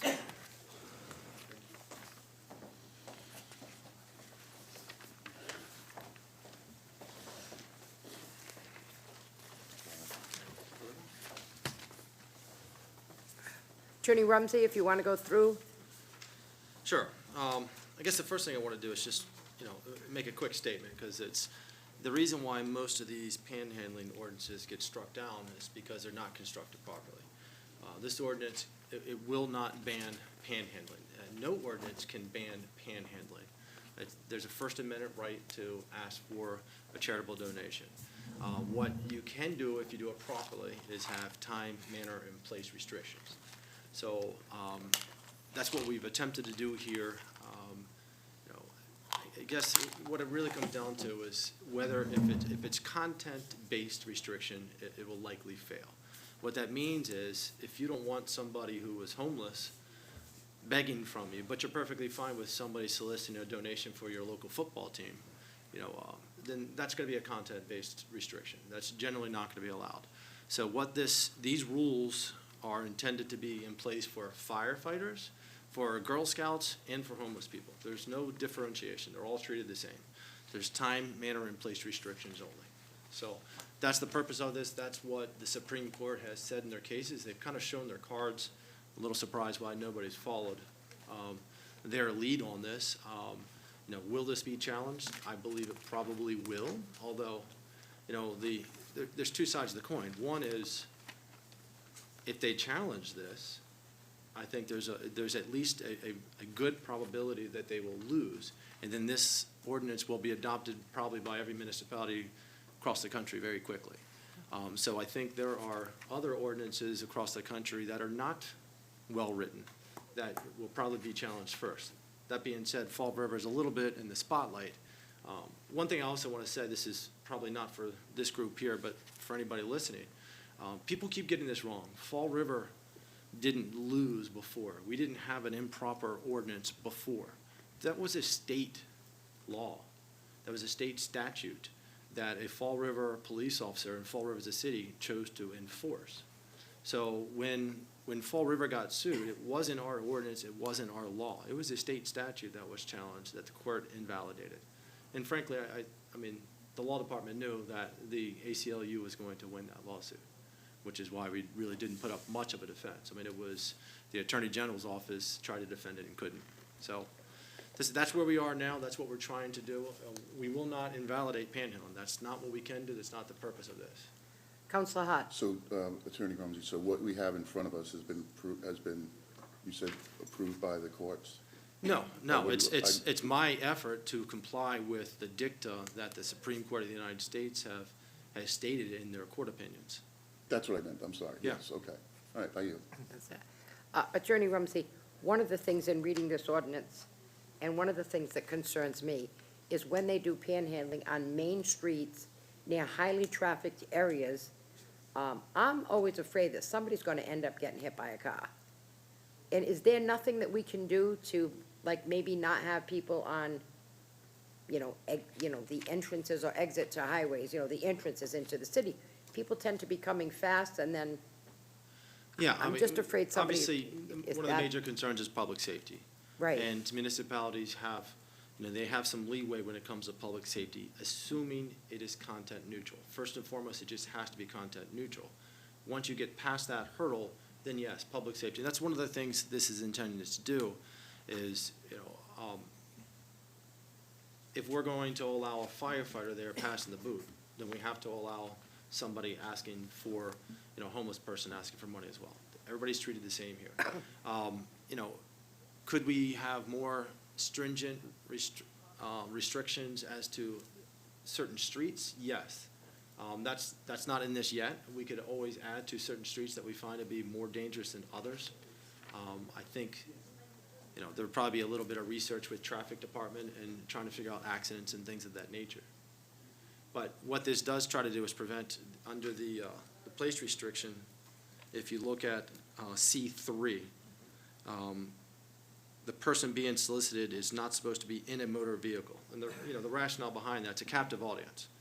I know in theory, somebody in a motor vehicle can drive away, but what if they're at a red light and somebody approaches that window? That would be a violation of this, to approach each and every window within 3 feet of a passenger in a vehicle to request for a donation. Council Sampson. I think this is, if we pioneer anything in the city, I think this is great to pioneer. I think this is, I think this is much needed, and it sets the tone, because, you know, I know we say homeless people soliciting, you know, not all homeless people solicit, and not all the people that are saying they're homeless that are out there soliciting, but it's the other people that come in from, you know, outside the city that, you know, there was a couple of times they had pictures of babies, you know, they said they had cancer, they're from another country, they're gonna fly them in for this treatment, and they're breaking at the hearts of the residents of the city, because they are very giving and emotional people, and they want to help, and then come to find out that, you know, they were out there for weeks, and then it was all a scam, and it was a lie, and they were in, you know, different cities, and so that will set the tone here in Fall River to, people on the outside that, you know, if you're gonna scam, don't go to Fall River, they pass something that not everyone else has, so, let them go somewhere else. That's how I feel. I think this is very good. It's a good start. It's not perfect as I think we would want it, but I think especially Section D, I think it's very well-written and safe for the residents and the people that are out there doing it. So you have my full support on this. With that, I yield. Councilor Reposa. Just gonna echo what you said. I think it's well-crafted based on the case law from up top, so I'm gonna make the motion to pass through first reading. Councilor Kadim, do you want to add something?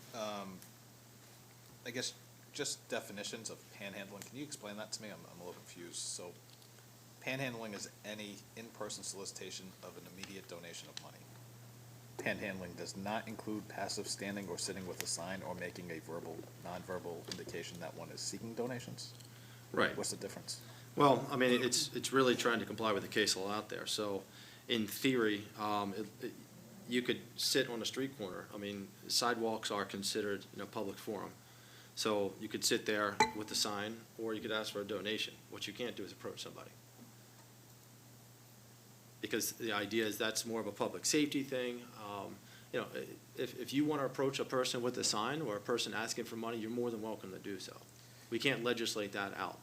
So I guess that's, so how does this really, I don't know how this corrects anything, though. So time restrictions on panhandling. A panhandler shall be guilty of a misdemeanor of panhandling after sunset or before sunrise. So after sunset, if I'm just sitting there with a sign and I don't go to your car and I'm still doing exactly what the panhandlers are doing, I can still be there. It's not a misdemeanor. You can stand there, but if you're going With up the to sign. each window, if you're With the going to sign. each window within 3 feet to kind of, I mean, frankly, there's been studies that show that a lot of people are given to panhandlers out of intimidation.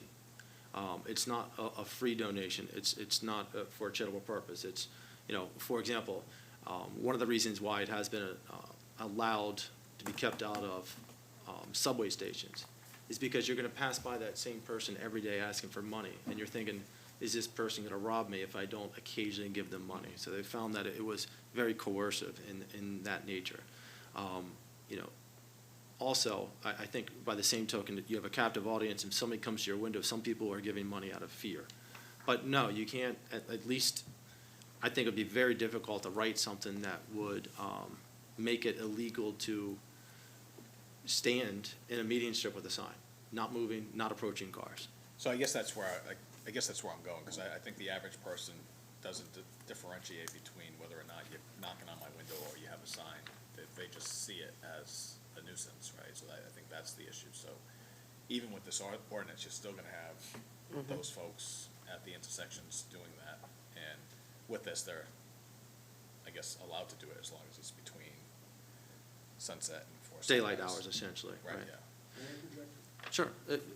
Can I add one thing, though? I mean, I think, you know, what I would like to see, and this really isn't the law either, though, is maybe some kind of PR campaign, because I don't think people realize, I mean, for example, Section E, you know, there's a lot of theft by false pretense that goes on. It's a crime to say you're homeless when you're not. There's a crime to say that you are a vet when you're not. Things of that nature. They are very difficult to prove, but it is a crime. It's theft. So I do wish that some of the public in general realize that there are services for these people. That many of these people don't live in the community. They come into Fall River because as, you know, Counselor, I'm sorry, I'm getting used to the last name, Sampson. Me too. Counselor Sampson, right, it's a giving community, and, you know, unfortunately, I think many are being duped as opposed to given to that cause they think they're giving to. That's all I wanted to add. If you look at the distinction in section D, subsection 1, where approaching or coming within 3 feet of a person unless the person being solicited has initiated the interaction, that's essentially the distinction that the courts have made, that if someone beckons you over, you're the panhandler, if you're beckoned over to somebody's car, that's fair game because the person has the choice. They've kind of made their decisions along the question of, does somebody have a choice? Are they a captive audience? Are they feeling intimidated? And, of course, some of the public safety things. So the reason why the panhandling definition is what it is that we really, because of the case law, cannot preclude somebody from just standing with a sign. It's considered speech. And we can't preclude a motorist from beckoning somebody over. But we certainly can preclude a panhandler from actively going into the road and coercively or intimidatingly actively soliciting people for money. So that's the big distinction, is you can't take away the choice of the motorist or the solicitor, but you certainly can work around the public safety and the unwanted, uninvited solicitation. Yeah, just one other thing before we vote, Attorney Rumsey. What was the role of the police officers before going in the past as far as the panhandling? Nothing. You said, because it did say that the police will enforce the provisions of the ordinance. Well, they were enforcing there How was no ordinance often were they- before. How often did it happen? That was before I was here, so I don't Okay. really know. I just know that there were a few people charged or ticketed, fined, and the ACLU represented them and, Yeah. you know, went all the way to the SJC. And do you know how the chief feels about enforcing the provisions of this new ordinance? It's been so long since I spoke with him, I don't want to speak for him. I'd rather him say directly, but I don't remember any opposition. I mean, I think we all realize it's a problem. We all want to comply with the law. We're trying to figure out the best way to go about it. No, I agree. I just we put it in the ordinance, and I want there to be some bite to it. Yeah. That's all. I yield. Thank you.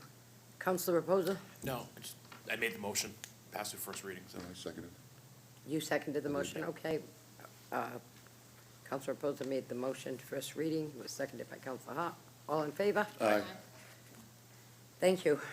Item number 12. Motion to lift from the table? Motion to lift, is there a second? Second. All in favor? Aye. Attorney Rumsey, I think you're still on this one. No, I think I'm doing it. Oh, I'll you're, stay and listen because I'm sure I'll have some involvement, but it has not really been my issue to date. okay. You get your BT. Ah, In that case, I'm going home.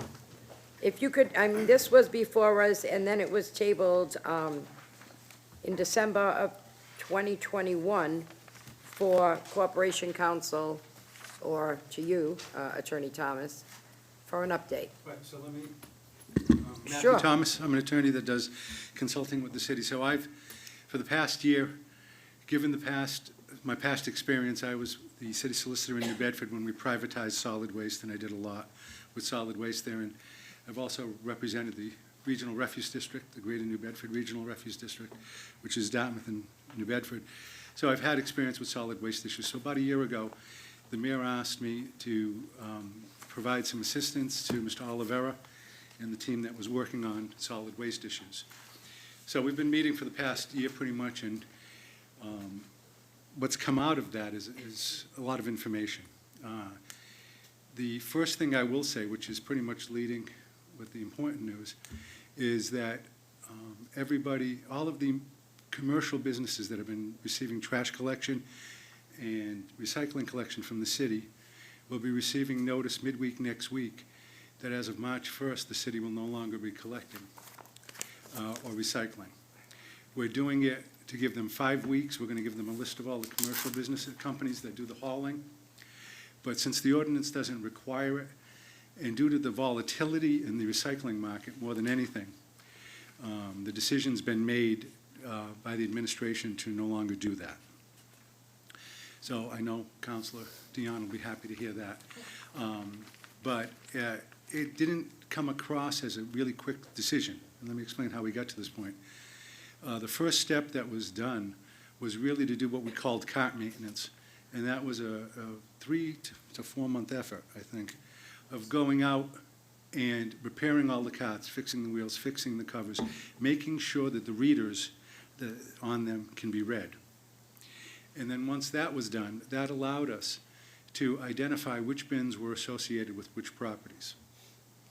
And based on that, we were able to identify that as of this past November, there were about 249 commercial bins picking up for garbage, and there were about 463 commercial recycling bins. Now, with bins, it doesn't really make a difference how many owners, it's the types of bins. We have 35, 65, and 95-gallon bins. As a rule of thumb, you figure about half a pound of trash per gallon.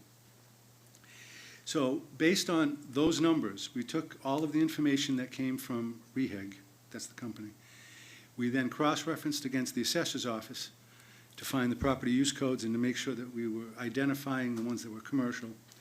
Based on that, we identified that we're probably picking up about 256 tons of commercial municipal solid waste a year and about 433 tons of commercial recycling a year. Dollar-wise, the easy disposal contract is a fixed-price contract. So whether they pick up 20,000 carts, 25,000 carts, 15,000 carts, it makes no difference. We pay the same price. That contract was written, it has 2 more years to it. It was written in a way that front-loaded the savings, and so as time has gone on, it's picked up in cost, but it was a front-loaded savings contract. The other thing that's interesting about that contract is that schedule that Councilor Dion mentioned, Schedule, I think, H. That was written into that contract as a pure recycling program, and it says it right on the top of it.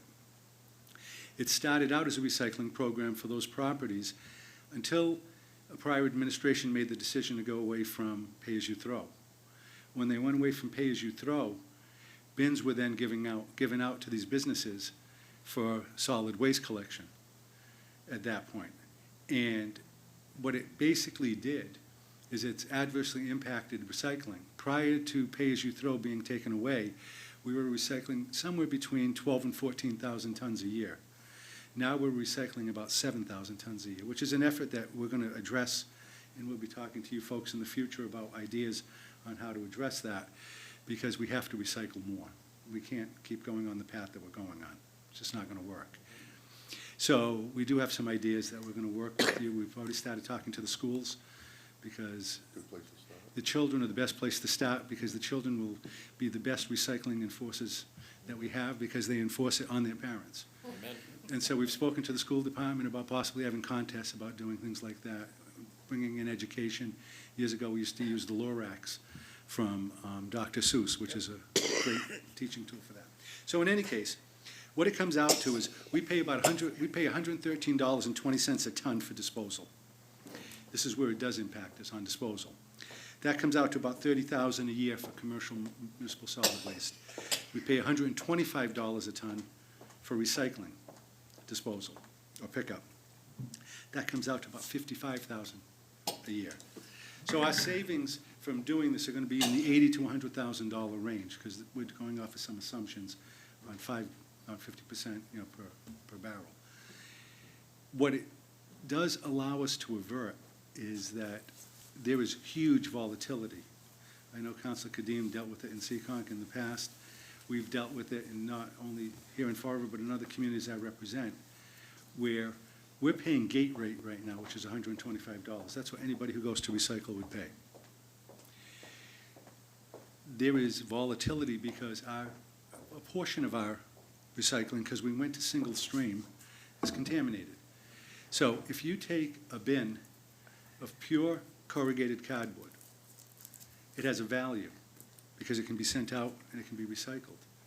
If somebody breaks a bottle in there, the shards go into the corrugated cardboard, and the value of that cardboard is decimated by 90%. Single stream encourages that because everything is put into one bin. So for the past year, we've been running a pilot program in the North End, one North End neighborhood and one South End neighborhood, which separates out and does it so they pick up cardboard one week, the rest of the recyclables the next week. We're finding that in the north end of the city, in the neighborhood, it's working really well, and it's actually stabilized the value of the cardboard, and it's getting better. We find we're not having as much luck in the south end, and I think it's due to with all due respect, I think it's due to the nature of the housing and the nature that you have a lot more tenants down there than in the north end. So we're going to redouble education efforts, we're going to redouble enforcement efforts to try to get the recycling cleaner, because there are other issues playing out with it. So when you get right down to it, I would never try to tell you all what to do. You're the elected officials on the ordinance committee. But the ordinance right now reads, and this is 62-2C, that the city shall collect solid waste and recycling from single-family dwellings and multifamily residential dwellings, buildings containing up to 6 dwelling units. It doesn't speak to commercial. So since it doesn't speak to commercial, there is no requirement of anything being changed to stop us from collecting commercial. It's really an administrative decision. So that's going to happen, and then we're giving them until March 1st. March 1st is a Friday. And so in the following, what will then happen is we will then go down and collect back the city bins. Now, people bought their pink bins, so we can't collect those back. Those were actually purchased. But we'll collect back all the other bins. And at that point in time, we'll redouble enforcement. We've talked to Easy. They know they're not going to be picking up in those areas. It's really not a major issue. The businesses have the ability to do it. There had been a concern in the past, what are you going to do because a business doesn't have room for a dumpster? But there are opportunities for them to have bins. So, and the businesses that are picking up have the same responsibility, and they're under the same waste bans. So they will still be encouraging recycling. It's just they have to do it themselves. Gets us out of a business that, quite honestly, we don't really need to be in. Councilor Reposa, you had your hand up? Yeah, I mean, just to your point, I mean, at the school that I'm a principal at, we had the same issue, where we had to transition to an option. Recycling, as it was no longer a savings, essentially. So we kind of morphed to what we were doing, and now we have a dumpster that is a small one that's recycling and a big dumpster for trash. But the cardboard piece is a big piece, and that's really the only thing that has any value at this point. So, I mean, I'm glad March 1st is the day, and my other question was answered about collecting the bins, so. Yeah, so we're going to do that. The other thing, too, is the point that you were making about the recycling. Yeah. Right now on Lewiston Street, all of the recycling comes into Lewiston Street, and then we're in the process right now of doing a little bit, they call it a MRF. We're doing a little bit of trying to clean out some of the contamination to increase the value in the recyclables. Yeah. And we're having some, sorry about that, we're having some success with that, not great success, but some success. The best thing to do is to go to split stream recycling again, but that's a conversation to have. We're also going to be working with the state. They have people that can help with that. And probably within about a month, we'll be going out for two solicitations. One will be a solicitation on solid waste disposal, because our contract with Republic is up in October. And then one will be. Republic or Easy? Republic, that's the disposal. Oh, the disposal. So Easy Okay. delivers the garbage to Yep, Republic, and it to the goes to transfer Republic. station. So we're going out with an RFP. It's not an RFP, these are not under 30B. Right. So, but it's a solicitation. And in doing that solicitation, we're relying on, we're getting some documents from the state. They have a contract bank, a DEP that I'm looking at. I've got some documents from other communities. So we're coming out with a solicitation for that, for the disposal of solid waste. And then we're coming out with a solicitation for the disposal of recycling. We'll still do the pickup, but then we'll deliver. Right now, we have no contract for recycling. We pay gate rate, they call it, which is what a homeowner would pay if they went up to the door. And as I said, it is a volatile market. And right now, cardboard has some value. There's not a lot of value in plastics right now. And it changes. For a while there, we were told, don't put pizza boxes in recycling. Okay? So nobody put pizza boxes in. Then we were told, as long as there's no food on the pizza boxes and it's just grease, you can put it in. So people, part of our, what we call contamination, are actually children's swimming pools, rubber hoses, things that people think, I'm gonna be really good in recycle, that we can't accept. Plastic bags, plastic silverware, and the forks. The reason for that, it gets caught in the machines. The reason you can't do the single-use plastic bags, it gets caught in the machines. So the inclination to recycle that you really want to do, technology doesn't really meet it right now. So when we talk about contamination, some of it is solid waste that is contaminated in there. There are some parts of the city where they think they have 2 bins for solid waste, and they're just doing it that way. Okay, there are other parts of the city, which I would think would be the majority of our situation, where they're putting things in there that are not recyclable that they think they are. So the mayor's had a team working on this now for the past year. We've tried to do this so that it's all data-driven and best practice-driven, and I think you're going to start seeing conversations with you happening over the next months, and you're going to start seeing programs coming out over the next months to try to do it, because we cannot, as a city, keep going down this path. This is, with Diamond happening, and their costs coming from Diamond, with other budget issues happening, we've got to be very smart in how to do this, and the state has not approved a new municipal solid waste facility since Crapo Hill. Crapo Hill was 30 years ago. They've approved expansions, but they don't. So our policy in the Commonwealth of Massachusetts of how we deal with solid waste, we put it on a train and send it to Ohio. Well, good thing we have the train coming in, Well, to go to Ohio. because that But what might happens when be Ohio another says no, option. thank you? Yeah. Then we're So- gonna have to Right, check it out so further. the city is looking at a number of different ways of handling stuff, from composting food waste. We're looking at possibly a vendor that'll come in on textiles, because there's a textile ban, where you can make an appointment, they'll come by your house, pick up the bag of textiles, they work with Big Brothers and Big Sisters, and we get a rebate from it. So we're looking to be very creative. Al's been spearheading it with, there's a team that includes Al, Seth, Charlie Denmead, Bridget, myself, and the mayor. Well, one of the things you said that March 1st, no business, but we didn't talk about nonprofits. Nonprofits, we are looking at them separately, okay? There's a whole different issue that's happening with them, because it's not as simple. For example, a church. The rectory of a church is entitled to the bins. The center is not. So we have to go through, and we're going through that list now. The idea was to do this in pieces so that we can treat everybody within that piece fairly. And I agree with you. There's a whole issue with nonprofits that, without tipping the hand too much, nonprofits should be paying something. There should be a pilot, maybe 25% of what their taxes would otherwise be for Not only for trash, emergency services. but for emergency Right, for everything. services. That's Boston tried to do this about 12 years ago. They couldn't really do it, but I was friendly with the person that was writing the program from Mayor Menino, and so they gave me all of their material. So we've been looking at this. So part of this issue is with regard to that. We'll be looking at nonprofits.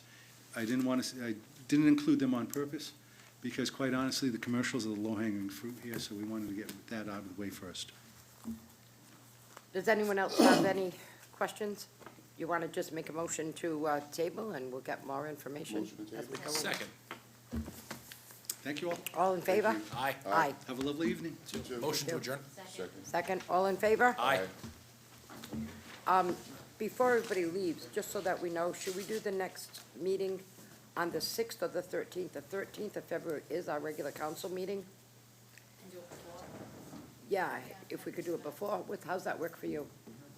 Like 5 to 6, that way we can just put a couple of things on it, and, If you have a whole list like this, it may be a little difficult, but if you have a few things on it. maybe- yeah, well, we'll try to, but there was just a lot of stuff to just get it out of the way.